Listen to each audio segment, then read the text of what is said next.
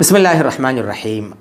قابل احترام دوستو بزرگو، الحمدللہ رمضان کا مہینہ چل رہا ہے، روزوں کا الحمدللہ ہم اہتمام کر رہے ہیں، تراویح، صدقہ خیرات، قرآن کی تلاوت اور اللہ کی طرف رجوع وغیرہ سب کچھ الحمدللہ ہو رہا ہے۔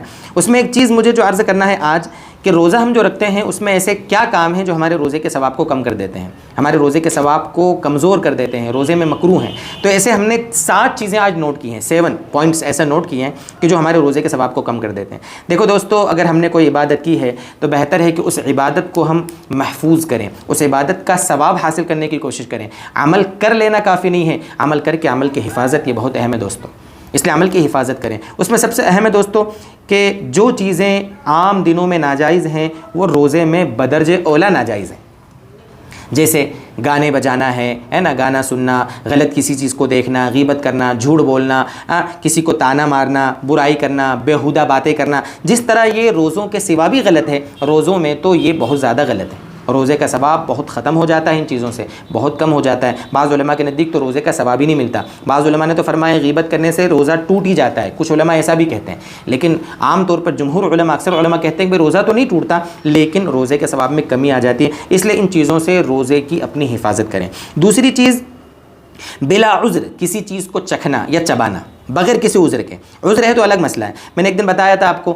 جیسے کوئی چھوٹا بچہ ہے جو چبا ہوا، ماں کا چبا ہوا کھاتا ہے اور ماں روزہ رکھی ہوئی ہے اور وہ بچہ دوسرے کا حادثہ نہیں کھاتا، دوسرے کا کچھ نہیں کھاتا، تو ایسی صورت میں وہ ماں اپنے بچے کو چبا کرنے والا کھلائے اور خود نہ نگلے، حلق سے نیچے نہ کرے، تو پھر یہ گنجائش ہو جائے گی، ٹھیک ہے۔ تو اس طریقے سے بلا عذر کے، جیسے کبھی کبھی ہوتا ہے کسی کا شوہر بہت ظالم ہے، اگر کھانے میں نمک کم زیادہ ہو جائے تو اس کی پٹائی کر دے بیوی کی، تو اگر ایسی بیوی کھانا پکاتے وقت روزے میں اگر چکھلے سے مراد صرف زبان پہ چکھلے اور باقی تھوک دے، حلق سے نیچے اتارنا تو جائز نہیں ورنہ روزہ ٹوٹ جائے گا، دھیان رکھنا۔ چکھنے کا مطلب یہ نہیں کہ آپ حلق سے نیچے اتار لو، ایسا مطلب نہیں ہے۔ تو اگر عذر نہیں ہے تو بلا وجہ کسی چیز کا چکھنا یہ روزے کے ثواب کو کم کر دیتا ہے۔ نمبر 3، بیوی کے ساتھ اس طریقے سے کوئی کام کرنا کہ آدمی کو لگے کہ مطلب یہ کہ آؤٹ آف کنٹرول ہو جائے گا یا منی خارج ہو جائے گی، اس طرح چمٹنا، بوسہ لینا وغیرہ وغیرہ، ایسی چیزوں سے دور رہیں روزے میں ورنہ روزے کا ثواب کم ہو جاتا ہے، اور اگر منی خارج ہو گئی تو روزہ ہی ہمارا ٹوٹ جائے گا۔ اس سلسلے میں ہم نے جو روزہ توڑنے والی چیزیں ہیں اس پہ ڈیٹیل میں سمجھایا ہے اچھے سے۔ نمبر 4، پیسٹ کے ساتھ برش کرنا یا منجن کرنا۔ پیسٹ کے ساتھ خالی برش کریں آپ یا مسواک کریں، کوئی مسئلہ نہیں روزے میں، لیکن آپ پیسٹ لگا کے کریں گے تو روزے کے ثواب میں کمی آئے گی، اس لیے کہ پیسٹ اور منجن وغیرہ کا جو ذرات ہیں اس کے حلق میں جانے کا اندیشہ رہتا ہے، اس لیے خالی برش کریں، پیسٹ لگا کر یا منجن وغیرہ نہیں کرنا چاہیے روزے کی حالت میں۔ نمبر 5، منہ میں تھوک اکٹھا کر کے نگلنا۔ منہ میں تھوک اکٹھا کر کے، دیکھیے تھوک آ رہا ہے نا تو اس کو نگلنا جائز ہے روزے میں، کوئی مسئلہ نہیں۔ بہت سے لوگ روزے میں بار بار تھوکتے ہیں، بار بار تھوکنا بھی مکروہ ہے دوست۔ اللہ تعالیٰ نے یہ نظام بنایا ہی ہمارے منہ میں، ایسے باریک باریک سوراخ بنائے ہیں کہ وہاں سے پانی آتا رہتا ہے، اگر وہ نہیں آتا نا تو ہم روزہ ہی نہیں رکھ پاتے۔ یہ اللہ کی قدرت ہے، اللہ کا نظام ہے، اللہ تعالیٰ نے آسانی دی ہے۔ تو وہ پانی اگر آ رہا ہے نا، بالکل اگر آپ کو لگ رہا کہ پانی جیسا آ رہا ہے تھوک، تب بھی آپ نگلو اس کو، کوئی مسئلہ نہیں۔ ہاں، اکٹھا کر کے نگلنا غلط ہے، بار بار تھوکنے مت جاؤ، یہ اپنے آپ پہ کیوں مشقت آپ ڈال رہے ہو۔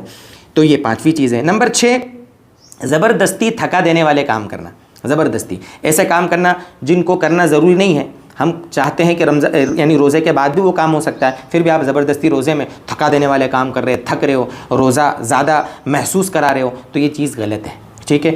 نمبر 7 آخری ہے، وہ یہ کہ پشنا، جس کو کہتے ہیں کپنگ تھیریپی، حجامہ کرواتے ہیں نا بہت سے لوگ، تو اگر کمزوری آتی ہے، آپ کمزور ہیں، حجامے کی وجہ سے ڈاکٹر کہتا ہے کہ بھی کمزوری آتی ہے، تو پھر آپ کیا کریں، حجامہ نہ کروائیں، اس لیے کہ ڈاکٹر یہی کہتے ہیں کہ حجامہ لگانے سے، پشنا لگوانے سے، کپنگ تھیریپی سے کمزوری آتی ہے، اس لیے آپ افطار کے بعد کریں نا۔ صحابہ رضی اللہ عنہم سے بھی یہ ثابت ہے کہ پہلے انہوں نے روزے میں کرایا تھا، لیکن بعد میں جب مسئلہ پتہ چل گیا، اللہ کے نبی صلی اللہ علیہ وسلم نے صحیح نوعیت ان کے سامنے واضح کر دی، تو پھر وہ افطار کے بعد ہی پشنا کراتے تھے۔ تو پشنا کرانا جائز ہے، اچھا ہے، بہت بڑی ہمارے نبی صلی اللہ علیہ وسلم کی ایک سنت ہے اور نبوی طریقہ علاج ہے، لیکن آپ رمضان میں اگر چاہتے ہیں کروانا تو آپ افطار کے بعد کرائیں، افضل ہے۔ یہ کچھ چیزیں تھیں جو روزے کے ثواب کو ہمارے کم کر دیتی ہیں، سوچا اس پر مستقل ایک ٹاپک یعنی لیا جائے اور اس کو مستقل ویڈیو کی شکل میں آپ کے سامنے پیش کیا جائے۔ اللہ کرے کہ ان سب چیزوں سے ہمارے روزے محفوظ رہیں تاکہ ہمیں روزے کا پورا ثواب ملے۔